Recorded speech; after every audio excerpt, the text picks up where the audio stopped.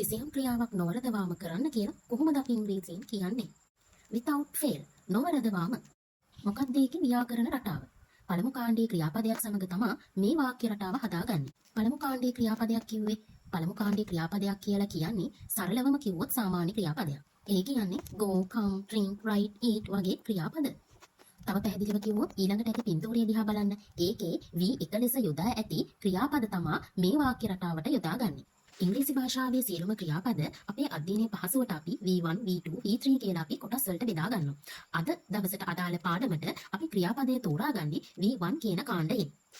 එහෙනම් මෙතනින් එහාට සාමාන්‍ය ක්‍රියාපද මම හඳුන්වන්නේ V1 කියලා. එහෙමත් නැත්නම් V1.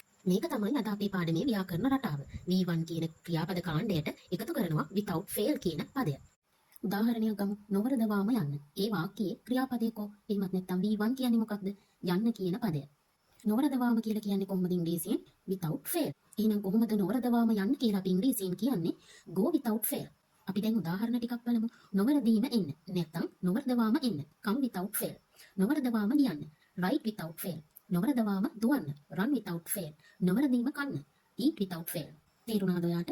දැන් ඒ වගේ වාක්‍ය ටිකක් ඔයා පහලින් කමෙන්ට් කරගෙන යන්නකෝ. මේ වාක්‍ය රටාවටම නාම පදයක් එකතු කරලා කියන හැටි ඊළඟ පාඩමේදී අපි ඉගෙන ගනිමු. එහෙනම් සුබ දවසක් ඔයාට. දිගටම රැඳී සිටින්න Fluent English with ආන්‍යා එක්ක.